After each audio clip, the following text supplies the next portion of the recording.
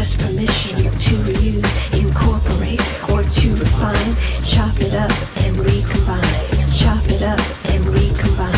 Uno de los grandes. De los grandes. Uno de los grandes. Que lleva mucho tiempo en el musical, como le llamo yo. Entonces, tenemos aquí a Juan Martínez Muñoz, llamado el Torpedo. Buenas tardes. Hola, muy buenas tardes y muchísimas gracias por invitarme a esta agradable compañía. Es un honor tenerte aquí. Gracias. Bueno, pues cuéntanos un poquito como tus inicios aquí en esto del mundillo musical. ¿Mis inicios como DJ o mis inicios como promotor o como DJ, como DJ primero como DJ? Bueno, pues como DJ pues imagino que empecé como la mayoría de DJs que empiezan escuchando la música de su hermano mayor, y cuando íbamos a la discoteca pues siempre te fijas, digamos, en el motor esencial que hace mover a la gente, que es el DJ, ¿no? Entonces, bueno, yo comencé por ahí por Requena, por un par de discotecas que había a finales de los 70, pues había una que se llamaba El Pico Rojo, y luego había una que se llamaba Patti también. Las Patti, salón de banquetes. Exactamente, sí, salón de bodas y comuniones. Y luego ya pues empecé a hacer mis pinitos por la ciudad en una discoteca que se llamaba Gigolo, que ahora es el Mogambo, ahí en la calle La Sangre. También empecé a pinchar también Los Tres Tristes Tigres, en plena eclosión de la música New Romantic, Tecnopop, de principios de los 80. ¿En el Gigolo estabas tú solo o te acompañaba alguien más? Ahí fue cuando conocí a Tony el Gitano. Que pinchaba también allí. Tony el Gitano pinchaba. Empezamos a pinchar los dos juntos. Y la verdad es que hacíamos una fusión bastante completa. Bien compenetrados. Sí, muy compenetrados. Y pues bueno, yo sí soy un poco todoterreno, ¿no? Porque en la época era a finales de los 70, como hemos dicho antes, y había mucha música negra, mucha música funky, ¿no? Sí. Luego ya pues la cosa fue a cambiar, o sea, pegó un cambio porque también era digamos la explosión de la música punk en Inglaterra, que aunque fue en el año 75 por ahí, pero ya luego lo que es el afterpunk o el postpunk ha dado unas bandas cojonudas, ¿no? Como, yo qué sé, Johnny Rotten con Peel, por ejemplo. La banda que estamos escuchando de fondo también viene del postpunk, que es una de mis 10 bandas favoritas, digamos. Y eso, pues hubo una época de mucho cambio. También era la transición aquí en España, por supuesto. Entonces también empezaban la música independiente, los sellos como Dro, la movida de Madrid también.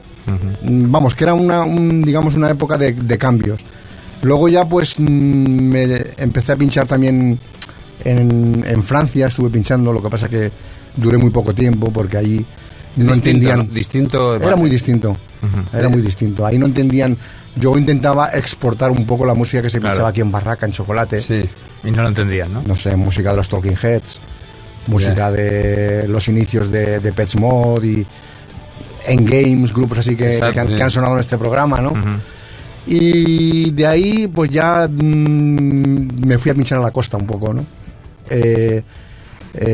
Pinché en Benidorm, en Cullera también, en el 83 creo que fue, en Number One.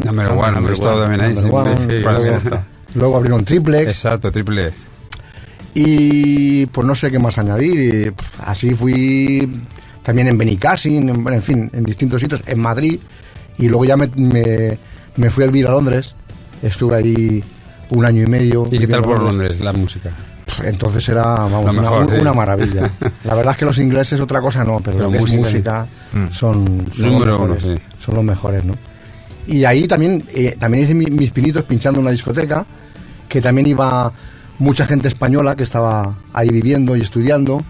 Pues los domingos hacíamos una sesión que mezclábamos los hits que había en España, entonces en aquella época, La Unión, Radio Futura. Eso, música española poníais allí. Poníamos ahí, no mucha, te digo en serio, porque digamos los españoles que han vivido en Londres nunca han consumido música española. Claro. Se han hecho más, digamos, se han adaptado más a la música al modus operandi de los ingleses, ¿no? Que sabes que son muy fríos y para ellos lo suyo está ahí y no se abren a otras músicas, ¿no? Pero bueno, yo incluso recuerdo que coincidimos con la grabación de Un País en Llamas de Radio Futura y llegamos a hacer una fiesta ahí con los Auserón y Enrique Sierra. Bueno, y se llenó, seguro. Y fue genial, fue genial. Muy genial. Ahí estuviste un año, ¿no? En Londres, ¿no? Un año y medio. Y a raíz de ahí ya te viniste para... Y de ahí ya me volví, me puse a vivir en Madrid, que me tiré casi 8 años, y ahí ya empecé ya como promotor de conciertos. ¿Qué es lo que estás llevando ahora? ¿Qué es lo que estoy haciendo ahora, en la actualidad? Y nada, también eso, me ha invitado José Olmos también para que hable de un proyecto que tengo entre manos. Bueno, pues nos vas a contar ahora. Toda la gente que nos está escuchando ahora, estamos con Juanito el Torpedo, una persona muy vivida en los años 80, porque la gente que va a sintonizar y este hombre que está hablando, ¿quién es? Pues ya lo sabéis, Juan el Torpedo, acompañado con... señor Schaffer, que es otro que luego le haremos una entrevista y nos va a contar un poco Juanito. Bueno, perdona que te haga una interrupción. También decir, por si hay mucha gente que no lo sabe, que yo inauguré Spoof Factory en el año 84. Eso que mucha gente no lo sabe. Pero lo digo porque hay mucha gente, claro, siempre ha estado Fran, la leyenda, no sé qué. Bien. Pero entonces yo inauguré, llegaste a pinchar en claro, yo fui que inauguré con Fran Lenaers el Spoof Factory en el año 84, en diciembre. Entonces conocerás a Fran, por supuesto. Claro. Bueno, pues hemos hecho este alto inciso y ya nos vas a explicar que a ver esa sorpresa que estás preparando aquí. ¿Qué es para Valencia? Eso es para Valencia, sí. Bueno, pues cuéntanos un poquito a ver qué estás... ¿Qué estás ahora maquinando? Porque tú estás siempre maquinando cosas. Siempre pues yo no paro de maquinar cosas. A ver.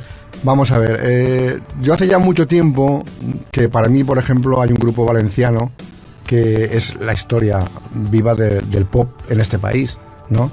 Que son Glamour. Entonces yo creo que, para que no lo sepa, o la gente que es un poco más jovencita, a lo mejor no conoce, ¿no? Pero Glamour fue una cosa que marcó un antes y después, porque mientras en Madrid no llegaban los sonidos de estos de rock and roll, o digamos un sonido más rock urbano, estos estaban ya tocando una música...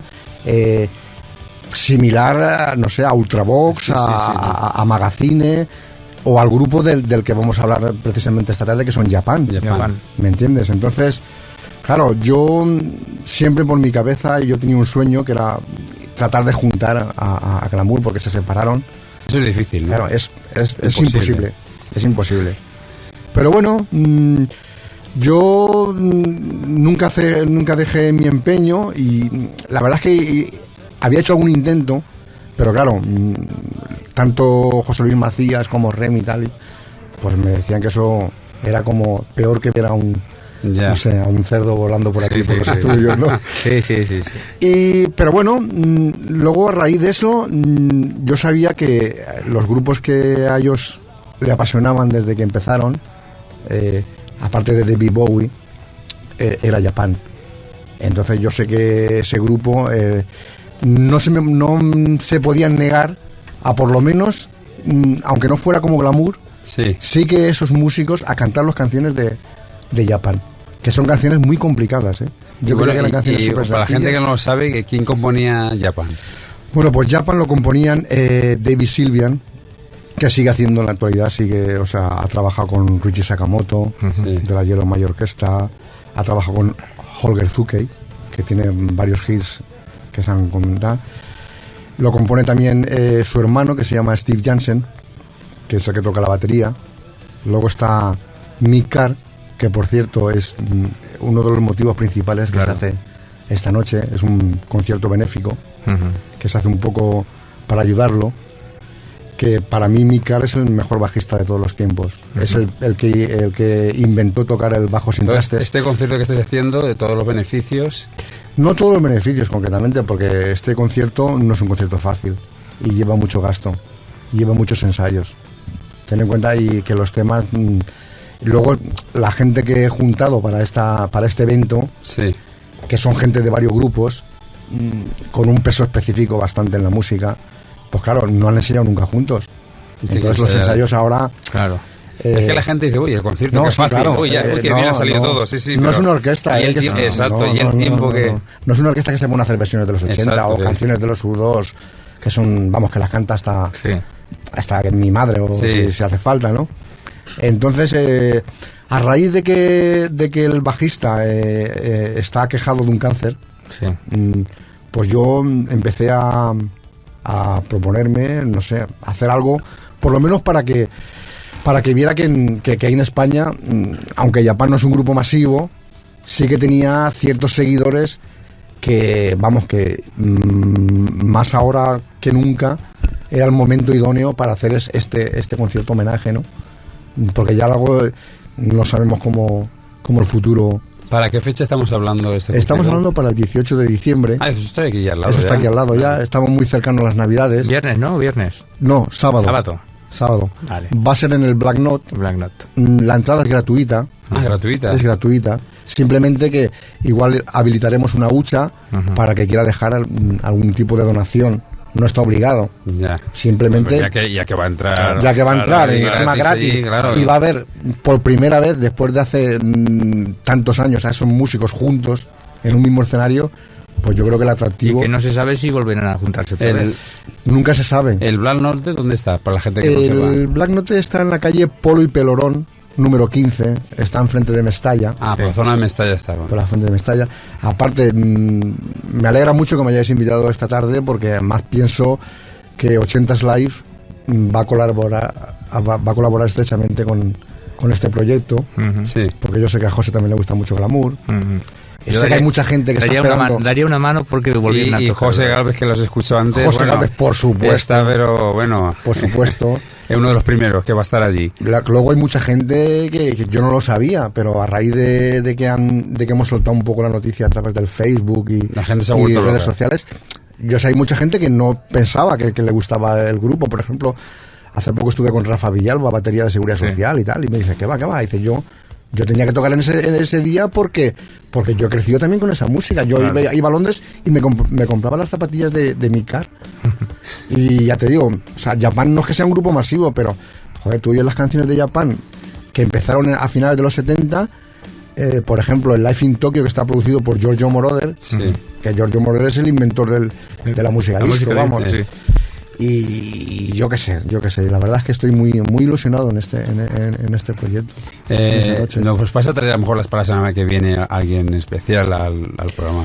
Pues sí, vamos a intentar liar un poco a José Luis Macías. A ver si lo convencemos y que venga aquí a 80 Para grados. mí José Luis Macías... Y para mí, yo qué sé, es el Mozart de vamos. Sí. Yo creo que en este país hay pocos teclistas. Él ha estado en varios sitios, José Luis Macías. Ha estado en Glamour, en Comité Cisne... en solitario. Y todo lo, solitario, todo lo que toca oro. Todo lo que toca oro, eso es como el Rey Midas. Eso es como el Rey Midas.